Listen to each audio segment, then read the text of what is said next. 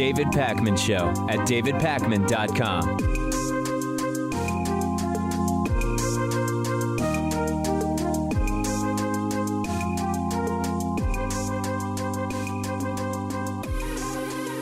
An Atlanta school is getting rid of the Pledge of Allegiance. Students are no longer going to say it at the start of the school day. You won't have to stand. You won't have to cover your heart.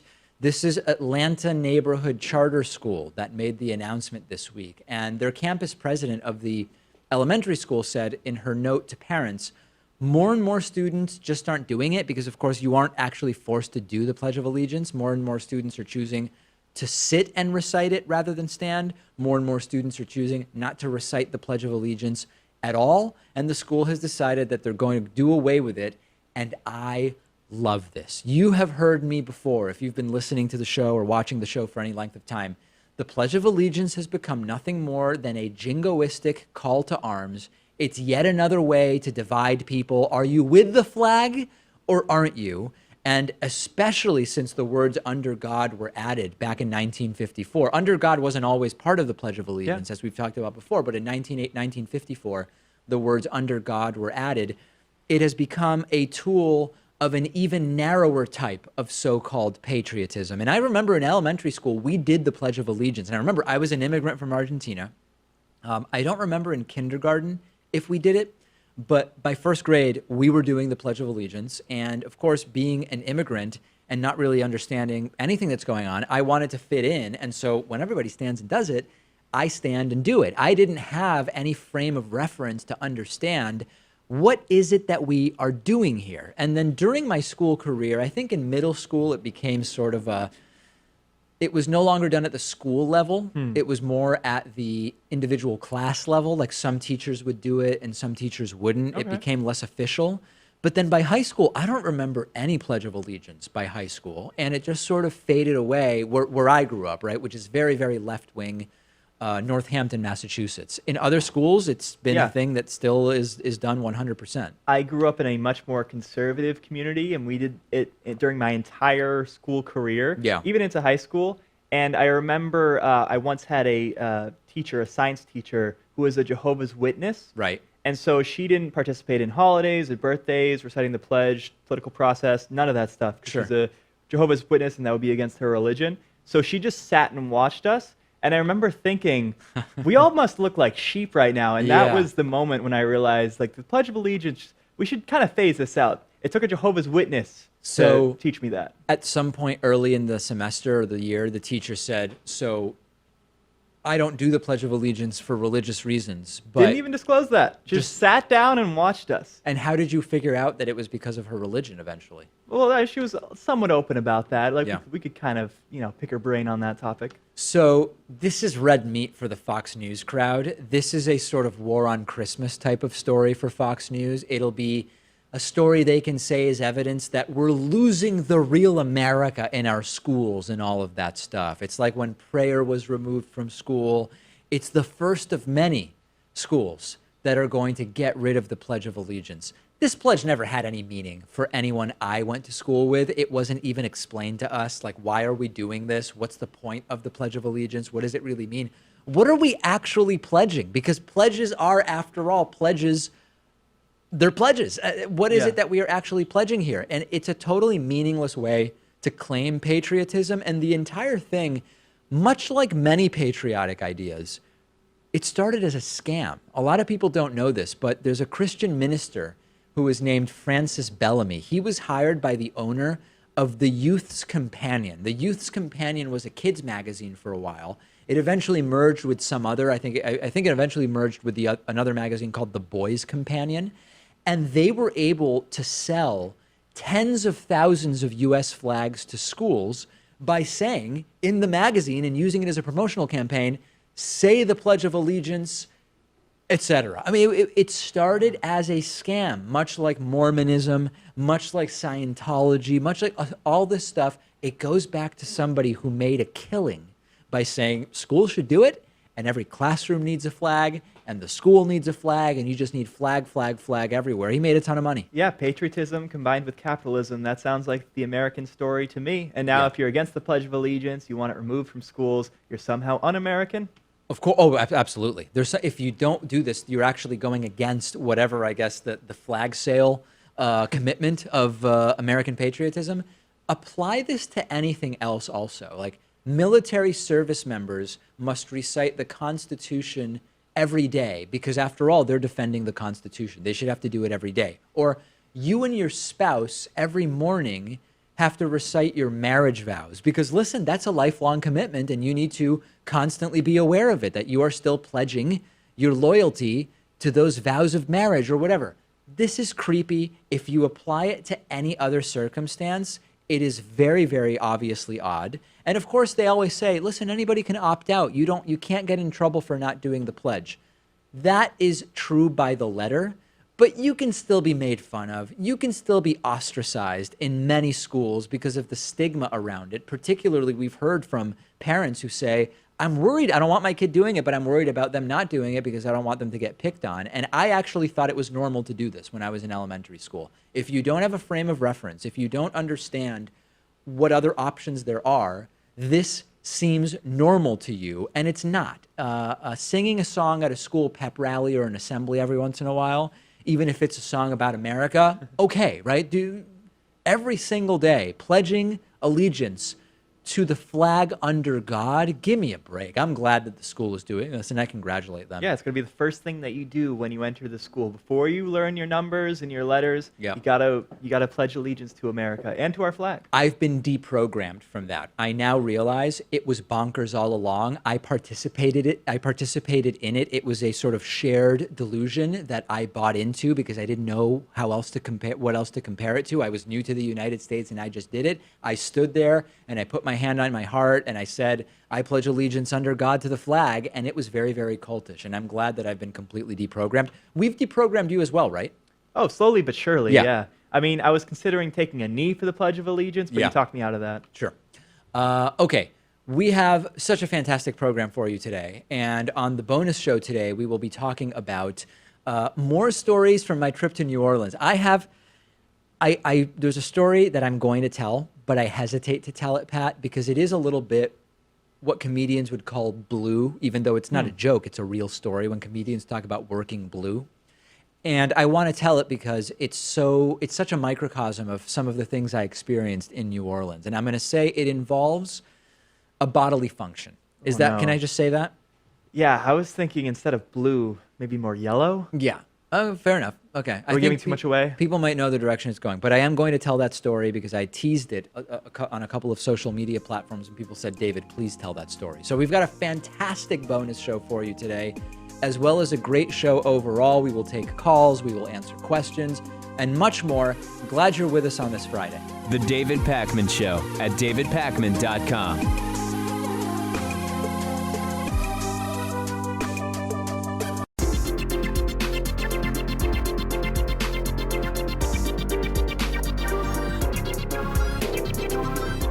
The David Pakman Show at davidpakman.com.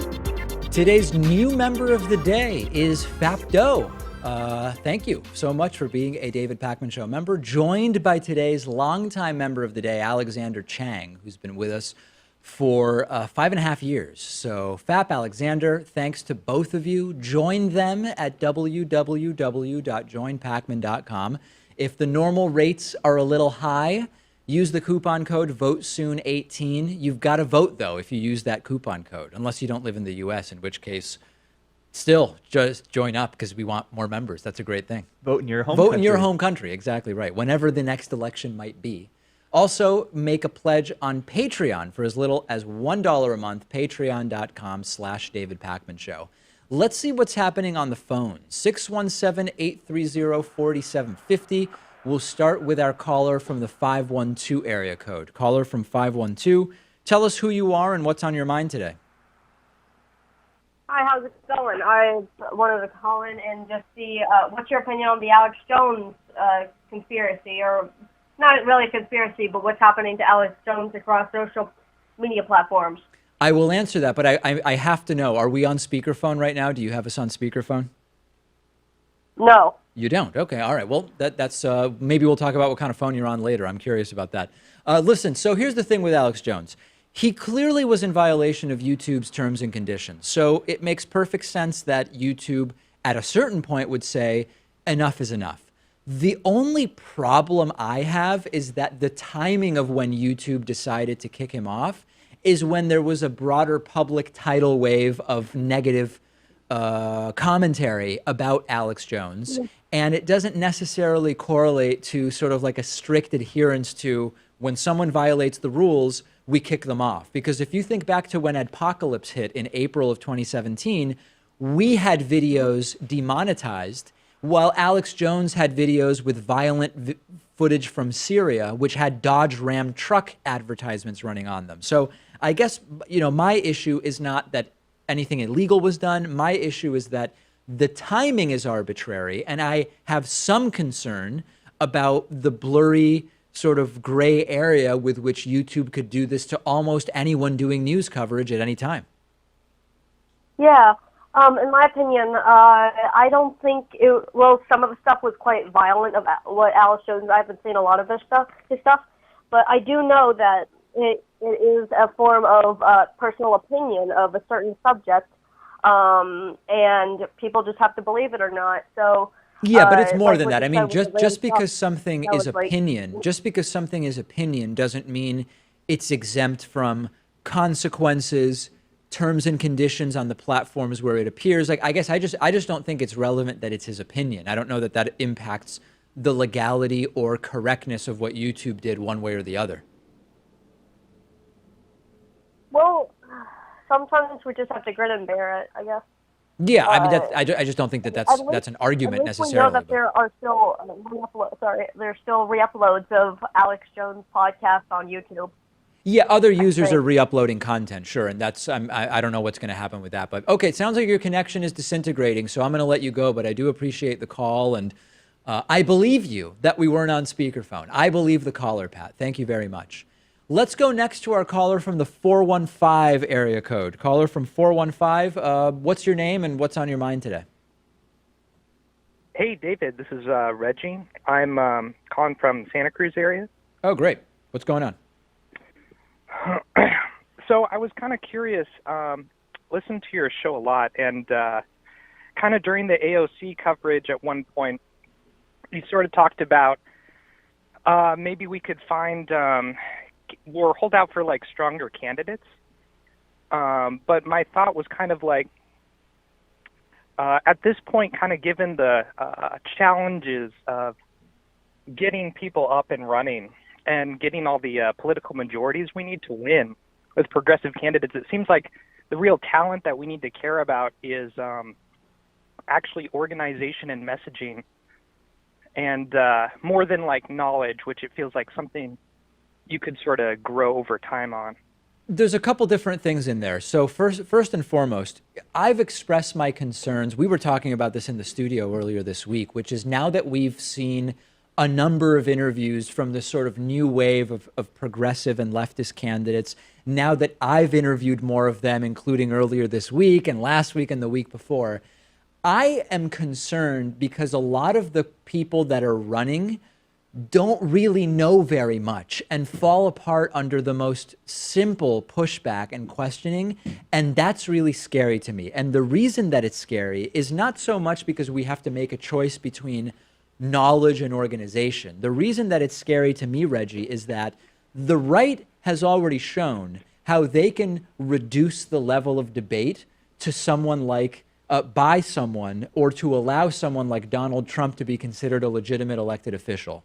I don't want to see the left do an equivalent or analogous thing, which is under the guise of they have the right look or the right way of talking, or they've taken 3 policy positions that even though they don't really understand them, they fit what we now want, and allowing people who don't really know stuff and think critically about solutions to get into positions of power. We can debate, like, is that better than a Republican? Well, yeah, in a lot of cases, it's still better than a Republican. But what my concern is, and it's not just Alexandria Ocasio Cortez, it's a lot of the people that have won Democratic primaries, it's that they fall apart in terms of their real understanding about economics, healthcare, whatever, under just basic questioning. And that's not good for anybody over the long term.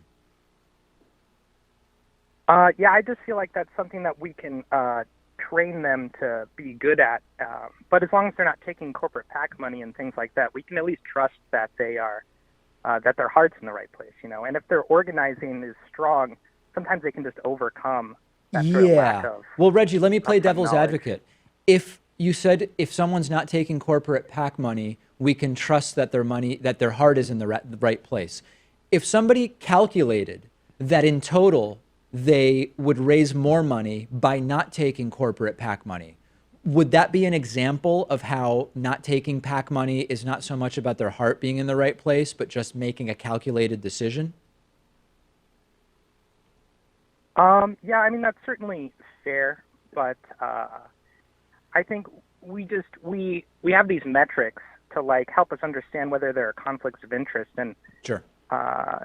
Sort of like there's only so much that we can do to make sure that we have sort of a borderline level of trust, and Yeah. because we're sort of fighting such an uphill battle, I feel like we need to kind of give a little bit of leeway and just kind of push people who are already community leaders up, and really just sort of like give them what we can give them, and try and just hope that they, I mean, that's just where I'm coming from. That's a lot of hoping and faith in that things go right. I mean, listen, I generally agree with you. I guess I just want to be cautious about, I wouldn't ever say any candidate who does X, we know that we can trust. And whether it's not taking corporate PAC money, that's an equivalent to, listen, I'm a religious Christian. Any candidate that's against abortion, I can trust to do the right thing. Any statement like that, when we're dealing with politicians and elected officials, I want to be skeptical of and really think critically about. That's all I'm saying. Yeah, that's totally fair. Okay, good. All right. Well, thank you for the call. Appreciate it. Very, very important issues being brought up. I don't think we fundamentally disagree. I think it's just sort of like a matter of degrees. Yeah. I mean, you said we should train the candidates, and Sure. they'll learn more as they take office. Yeah, I mean, but we've these heard aren't that before. internships, right? It's not internships. I'd rather see them trained before they decide to I run. totally agree with you. Let's go to our next caller from the 314 area code. Caller from 314, please introduce yourself. Tell me what's on your mind today. Hi, David. This is Vicki. I'm from St. Louis, Missouri. Oh, great. What's on your mind today? And, I've got a couple of things. First of all, I saw your podcast on YouTube about in the Netherlands when the reporters were laughing and forcing the ambassador to the Netherlands to answer the questions, and Right. he still wouldn't answer the questions. That whole climate, I'm with you. I wish our reporters would do the same thing. Yes. And then my question, I wanted to ask, are most of the people, and I don't know if they are or not, I'm just asking, are Sure. most of the people in the Republican Party who are not standing up to Trump, are they involved in things that they don't want discovered? Or do they think Trump will get away with all this crap he's involved in, and they want to be on the power side? I mean, aren't they normal thinking people who No. don't they see what's going on? No, not all of them are. I mean, there's all of the above, Vicky. So there are people who are not standing up to Trump because they are Trumpists and they are working with Trump. So they benefit from Trump maintaining unfettered and unobstructed power. There are people who probably don't agree with what Trump is doing, but they see him as a force in politics and they just don't want to end up on the wrong side of Trump. And then there are probably some who literally just are not with it in any way. So I think it's all of the above. Every single one of those possibilities and more explain why most Republicans say they like what Trump is doing and they support the guy. Yeah, I just can't understand that. I really can't. I want to ask about the senators who are resigning. Right. They seem like people who could stand up to him, and yet they're bailing. I don't understand what Trump has that people are so afraid of. Like who? Who are you thinking of, Vicky? His Senator Flake. Okay. For one, and I'm blanking on names. Okay, no, but Flake's a good example. I mean, here, let's think about Flake, right? So Flake, it's a combination. At some point, he was going to get out, right? Senators stay differing amounts of time in the Senate. Right. He has become a target of Trump. And even though they can stand up to Trump, it wasn't clear Flake was definitely going to win if Trump bandwagoned against him. So for a lot of them, it's just a calculated decision. Like if they were thinking, I've got 1 or 2 more terms left, I don't want to end up leaving because I lose. I'd rather leave on my own terms. They just make the decision to get out. I agree. I agree. They don't think they have enough support to fight him. Yeah. Unfortunately, that's the reality for a lot of them. Vicky, thank you so much for the call. I appreciate it. Okay, thank you. Bye-bye. All right. 617-830-4750 is the number. Let's go to our caller from 972 who's been holding on for a while. Who's there at 972?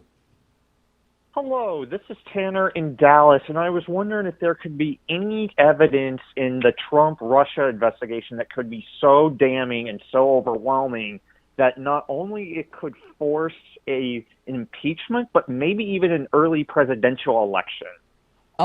Early presidential election, I think the answer is no. But let's talk about the first one, which is what evidence, if it came out, would force an impeachment? So, Tanner, let me ask you this. Do you mean something that's so bad that even a Republican House and Senate moves to impeach and then convict Trump? Or do you mean not necessarily a Republican House and Senate? I think it would be, I think both parties would. What could be so bad that no one in the House and Senate can say this guy needs to stay? I think if I don't know. I mean, I can imagine everything I have. It would have to be so bad as to be cartoonish, where I'm almost like embarrassed to say how bad it would be. Yeah, I also think that if there had some kind of direct connection, maybe money connection, that Putin paid Trump directly, or maybe like a personal member of his cash, family like member. Putin gave Trump like a couple of his billions or or gold something. or something like that. You know, even that, I feel like they'd figure out a way to say, this is totally legal. There's nothing wrong with this whatsoever. We're making deals. If there were tapes, there would be doctored tapes. I also wanted to bring up the early presidential election idea because I gotta think. Yeah, I don't think so. That you don't think so? Well, no, I just don't think we're going to see it. Sanders' It would just be Pence takes over, and he thinks that there could be a possibility for this. So sorry, who I thinks haven't heard that? back from him yet. But I think it would be really interesting to see because I think this is truly unprecedented. Yeah. All right. Well, we'll keep an eye on that. I think we're having a very unusual connection issue, but I do appreciate the call, and we will investigate any and all of these questions. If you're holding on, please don't hang up. We will take more calls after a quick break. Don't hang up if you're holding on. We are taking more calls. The David Pakman Show at davidpakman.com.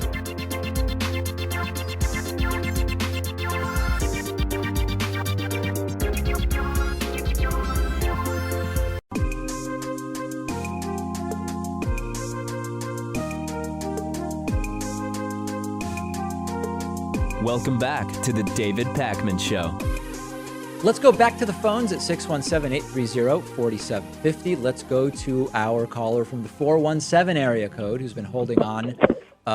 Thank you for calling. Who's this and what's on your mind today? Hi, this is Dion in Joplin, Missouri. Go ahead, Ed. What's going on? And I was kind of piggybacking off that last caller.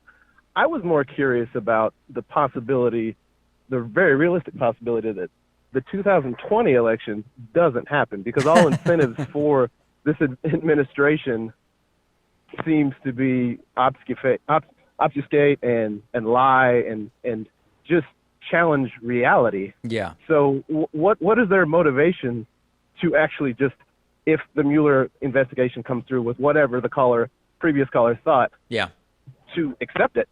Like, I don't understand what anyone thinks will actually force this administration to follow the rule of law. Well, listen, they would have to really take drastic measures to suspend the 2020 election. Now, let's step back for a second.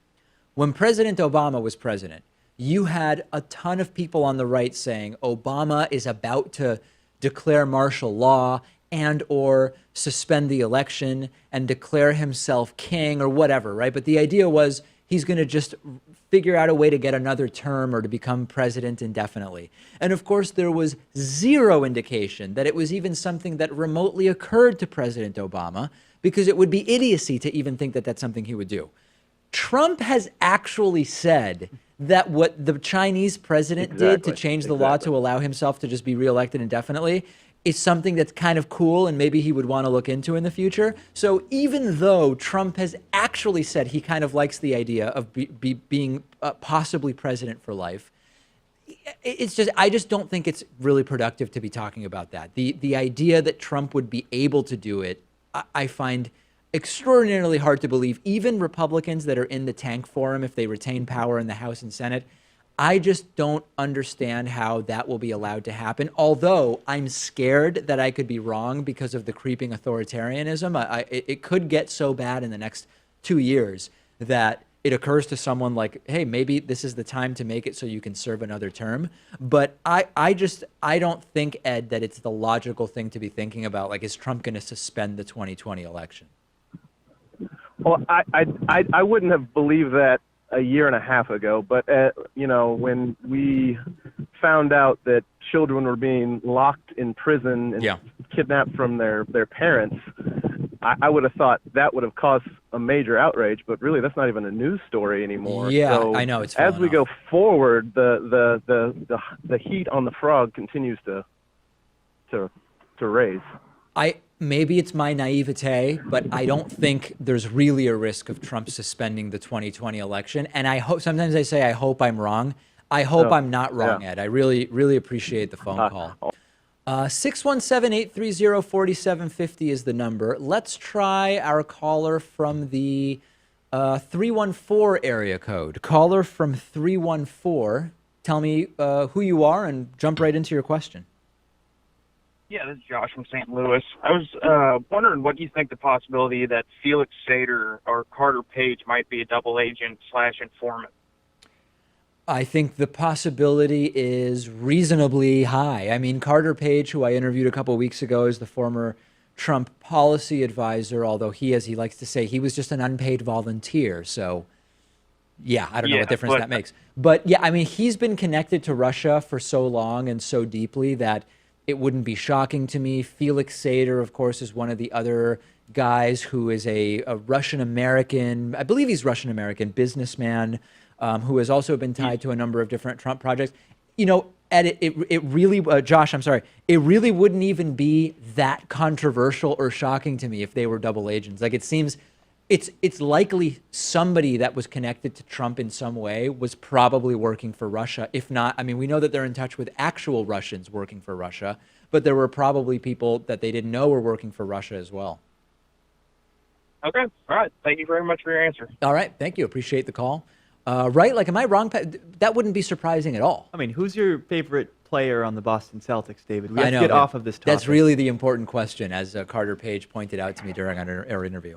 Let's go to our caller from the 646 area code. Always good to not only Boston area codes get on quickly, but also New York area codes get on quickly, because I like hearing from people in our former broadcast center, New York City.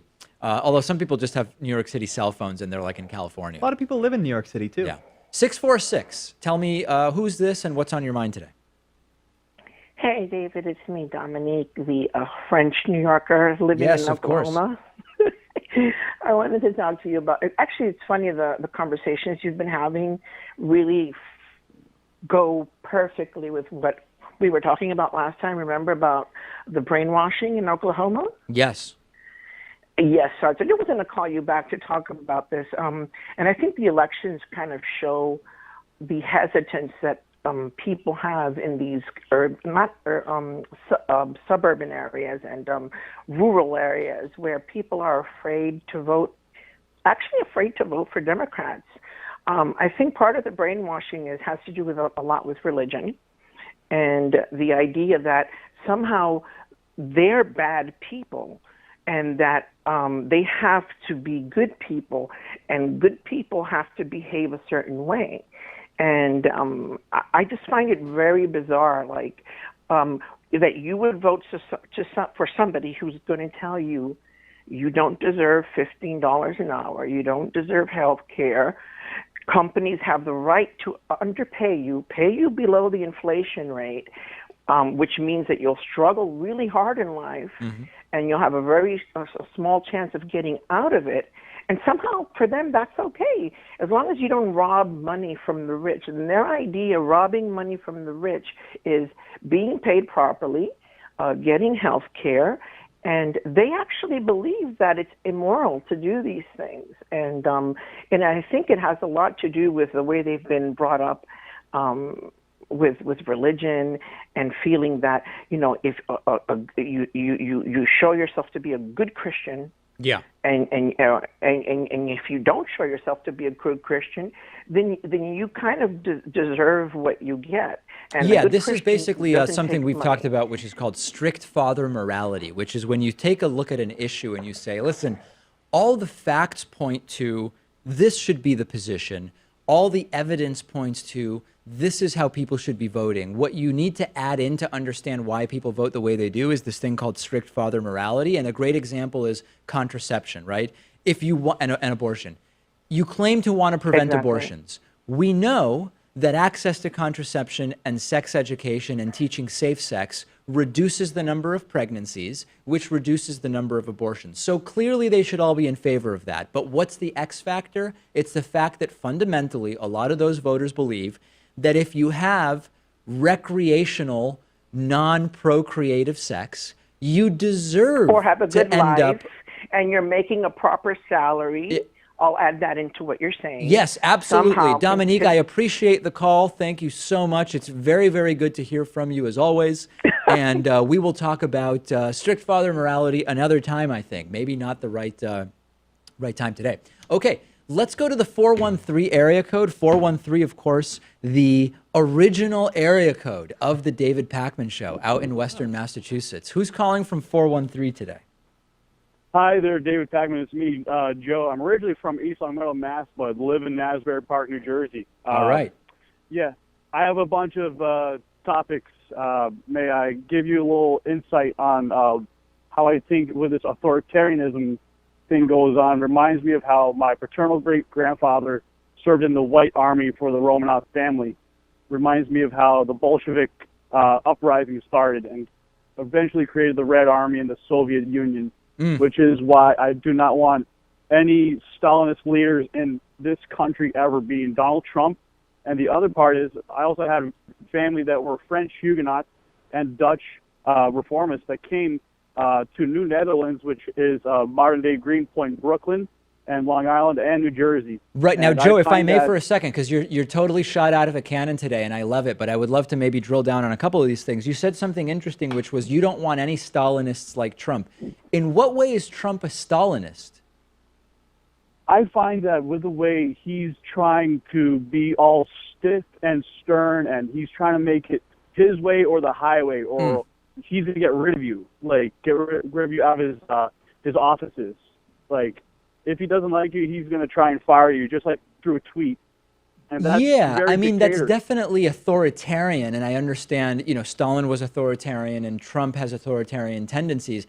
I just don't know that Stalin, it seems Trump is more of like a corporate statist from what I'm observing, but I don't know that Stalin's the right analogy necessarily.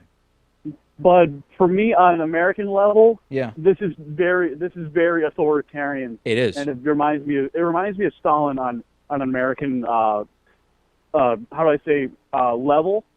And then on the other end, he also attacks people of other religions, and also he pretends to cater to people of other religions that are not non-Muslim and all that. And he's very pro super religious conservative Christian group. And for me, I'm a Protestant. I was baptized in Long Meadow, Mass.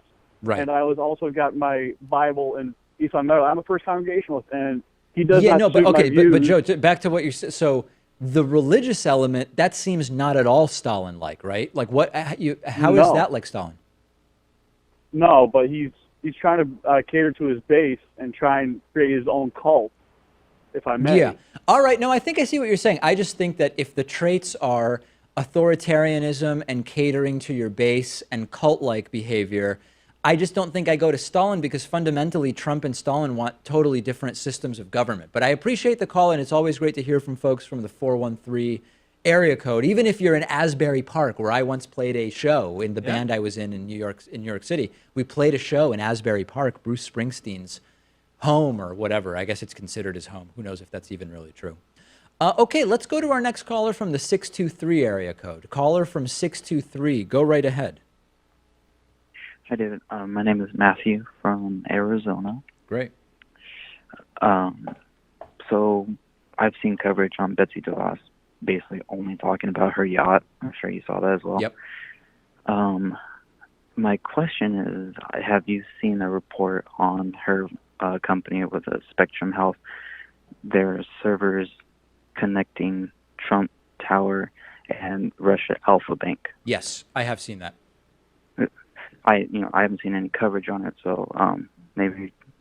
Well, I don't think that's new, isn't it? I mean, haven't we known that for like 8 months or something? I feel like that's a story we did some time ago. I think that we covered it at the time, and I don't know. I mean, we could cover it again. I just don't. Has there been anything new about that? No, actually, I'm just like from the how do you say, from the mainstream media. I haven't seen anything from that. But also, no, of course. I mean, listen. Why hasn't there been any Robert Mueller investigation into her? Right. Because for corporate media to explain that story, they can't do it in 90 seconds. So they're basically not going to tell that story. Like, you need to explain the connections between Trump Tower and Alfa Bank, the Alfa Bank executives, how that's connected in the back to Betsy DeVos's brother, Eric Prince, formerly of Blackwater, who was negotiating a back channel in the Seychelles. It's like you can't.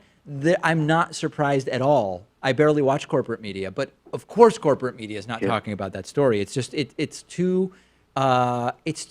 It's too complex. I think that's the right word. Yeah. It would require a Rachel Maddow A block just to get through the whole story. So Rachel Maddow would need 4.5 hours to lay it out. Yeah.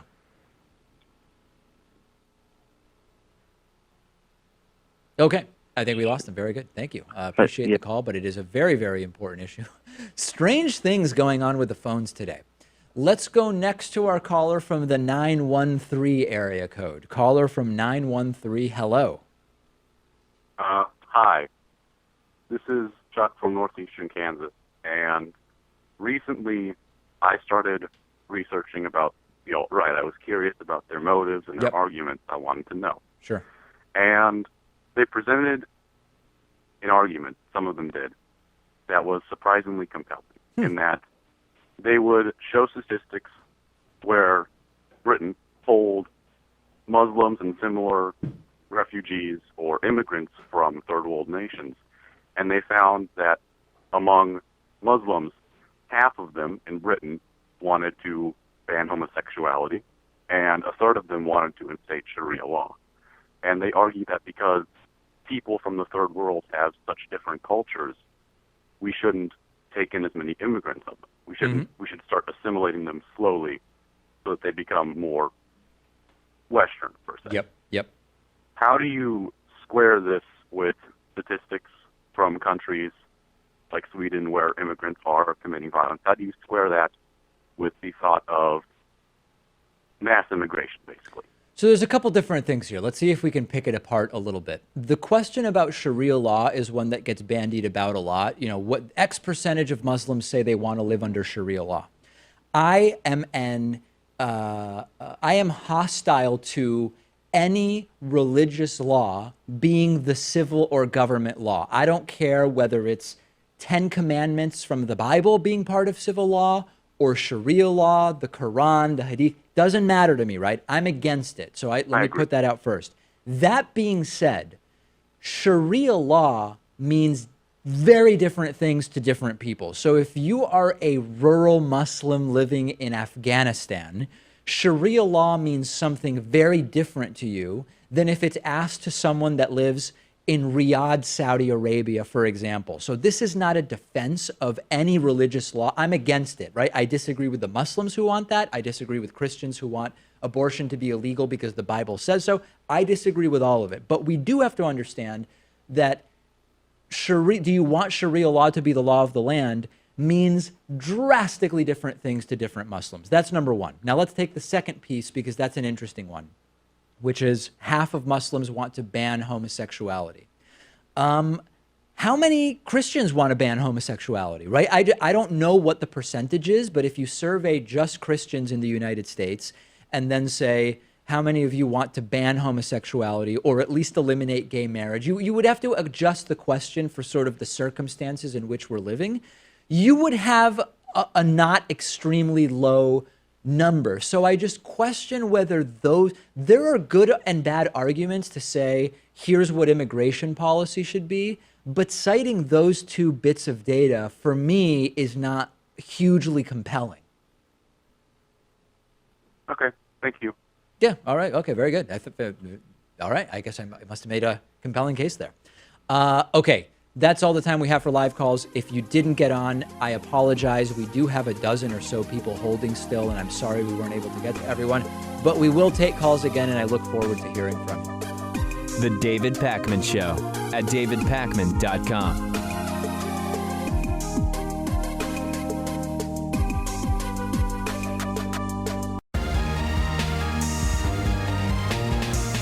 The David Pakman Show at davidpakman.com.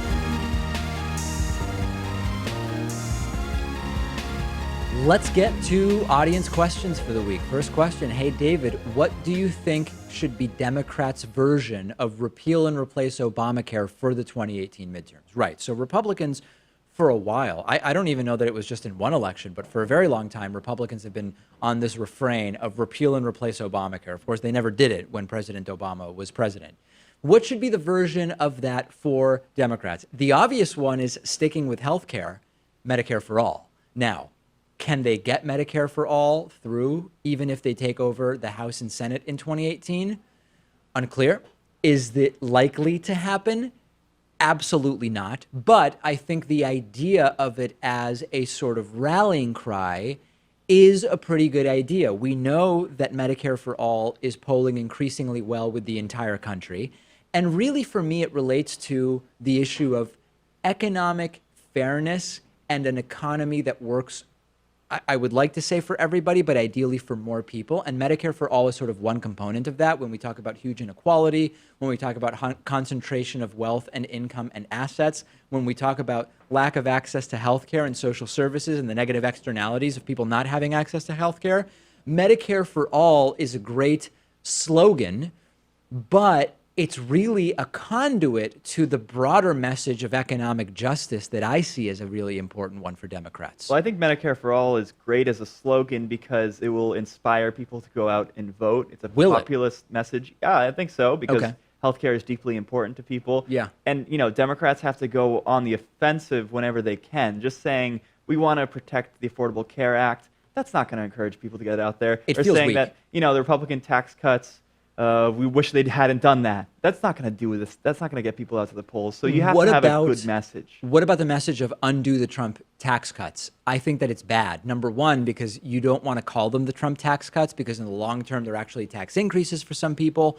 because in the short term, they're disproportionately cuts for the very rich. But by saying repeal the tax cuts, you're really campaigning on raising taxes. And even if that's what you have to do, even if that's the right thing to do, even if it's just a return to a prior tax rate, right? It's not really raising them. It's just going back to a prior level.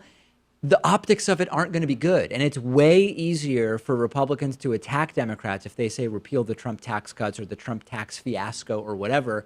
Medicare for all is a much more positive message. And that's really what I think is a key element of how Democrats should campaign for 2018 and 2020.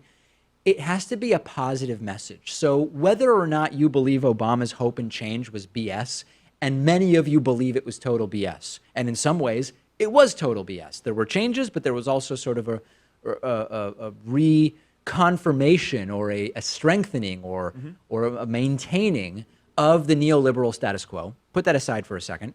It was a positive message. It was a message that inspired people to go out and vote for something good. Bush ran a disastrous first term. And in 2004, not being Bush did not work for John Kerry. You could say, well, hold on a second. Irregularities in Ohio, maybe it did, maybe it didn't. Put that aside. It wasn't clearly an overwhelming win for John Kerry. And Bush's approval rating was a disaster. And being not Bush didn't work then. It likely will not work against Trump.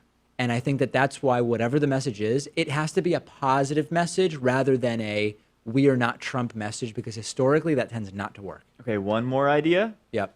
Free public college education. Is it too out there for most people? I mean, if you are a middle-class family trying to put a few kids through school, that would be an exciting option for you and something you'd have to consider. If you're young, you just turned 18, you're voting for the first time, maybe that would inspire you to get out and vote in the midterms. If you're past college and you don't have kids, if your kids are past college or not going to college, or you view college as liberal indoctrination, why do you want tax money to go towards that, right? So that's why I think Medicare for All has much broader appeal, because with the exception of people who are already on actual Medicare, it's pretty easy to understand how paying more in taxes to cover health insurance and getting rid of health insurance premiums and co-pays and deductibles and co-insurance, that's a win for way more people than free college. I think we got it. Expect the blue wave to happen imminently. Yeah, if people actually go out and vote. And I hope you will. I hope you will go out and vote in November. Let's go to our next question today. Hey, David, do you think England should get rid of their monarchy? It serves no real purpose at this point, except maybe as a version of British soft power. I have been speaking out against the monarchy of England for a very long time. I think it is antiquated. I think that it is a waste of money. And I think that it is reinforcing a system of government that Western liberal democracy should be completely opposed to. Now, let's debunk myself point by point here. Number one, the idea that it is a waste of money. The counterpoint is the money given to the royal family to provide their lifestyle is made back and exceeded by the tourism that the royal family generates.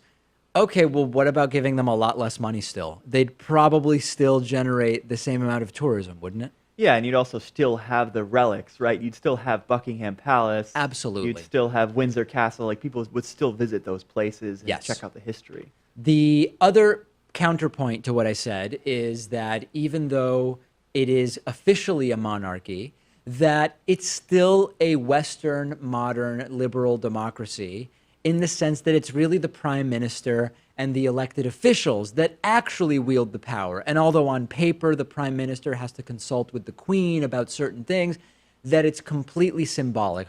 Well, then get rid of it all the way, because I think that it is by its very existence, it is a reference to and a sort of vestige of a system of government that I am completely and fundamentally opposed to, which is the passing down of power on the basis of who you happen to be born to. And you know what? Even if you get rid of a monarchy, because class mobility is so low in places like the United States and to a lesser degree, but still an important degree, the UK, you're still going to basically be passing down power, privilege, and wealth by virtue of who you happen to be born to, because that's the way it works. And even in the United States, we still have that. If you're born poor, you're way likely to stay poor. And if you're born rich, you're way likely to stay rich.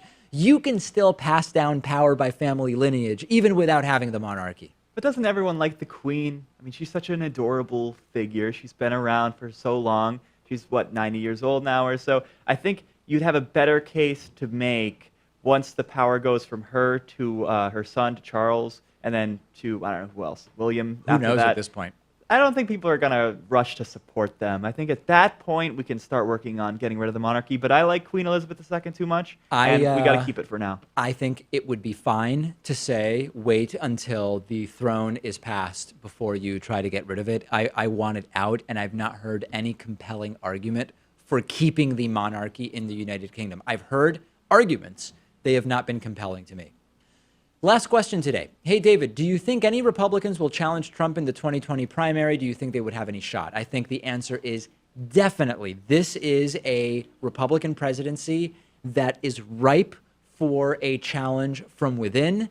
I don't think that they would have any shot. I think that the incumbent power of Trump is so overwhelming that even though you might have I think you will have individual Republicans who challenge Trump in the Republican primary for 2020, I think that the majority of Republicans would be too scared to support anybody but Trump, and that whoever challenges Trump will have absolutely no chance. But I do think you will see challenges to Trump. Yeah, and I think the problem that they would face, these other potential candidates, is that Donald Trump is just really good at beating up on other Republicans. Like, he took down 16 Republican candidates one by one, went after their appearances, went after things that were thought of as off limits before. So if you talk about, like him against Jeff Flake or Ben Sass or John Kasich, do they stand a chance, those guys? No, they don't. It's just not happening. They would all be better options, I think, although you could make the case that early in the Trump presidency, I was sort of making the case that Trump had mostly just passed executive orders,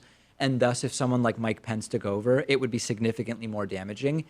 Things have evolved when it comes to that, and I'm not saying anymore that Pence would necessarily be better or worse. Pence is like a uniquely horrible figure who, by the way, we barely hear anything from. It seems he's doing a pretty proactive job at staying out of the limelight. But I think at this point, the damage that Donald Trump has done to alliances around the world, to the institution of American democracy, that at this point, it would actually be better to have a moderate Republican who would be successful in getting their agenda through. I think it would be less damaging than Trump. Yeah, problem is Trump is too popular among Republican voters. Yeah. And if you see these new campaign ads for people running in these like little House districts or for Senate, and the Republicans, they're all hugging Trump, trying to stay as close to him as possible. Yeah. So I don't think those two things square up. You can't have one, I not agree. the other. I agree, and I think that there will be unsuccessful challenges mounted to Donald Trump's power. Now, do you think it's possible Trump will bail on running for re-election? Do you think that's at all possible? Only if the Russia thing scales up and it looks like Robert Mueller has something really bad on him and that he would go down in disgrace anyway via impeachment or resignation, then he would probably just take the best option out, which is to say, hey, I'm in my mid-70s now. I made America great again. Now I'm going to hand the reins off to Mike Pence. He'll do it. Here's basically the issue with that. If Republicans win in November, Trump's not getting impeached. And that means he would be free to run for re-election in 2020. If Democrats were to win in November, now the impeachment risk becomes more real for Donald Trump, and maybe that would make him rethink. Although there's another side to it, which is if you're a sitting president, you can't be indicted unless you're impeached. Unless he's sure he's getting impeached, he can delay any possible indictments by remaining president of the United States. Yeah, I mean, I think impeachment's a real possibility because you just need a simple majority in the House of Representatives, and it looks like that will go blue, or there's a good chance that it'll go blue in 2018. And the Senate. You need 2/3 of the Senate to convict him. 2/3? That's 67 votes. Good luck getting there. It's got to be Nixon-esque, and there are people saying it is. We will see if it ultimately rises to that. But back to the question, Trump will be challenged by Republicans in 2020, but they will not defeat him unless circumstances change drastically. Like it turns out he shot someone on Fifth Avenue. I don't even know. Again, he even said that wouldn't affect him. Maybe it wouldn't. We've got a great bonus show for you today. Access the bonus show by being a David Pakman Show member. You can sign up at www.joinpakman.com or at patreon.com/David Pakman Show.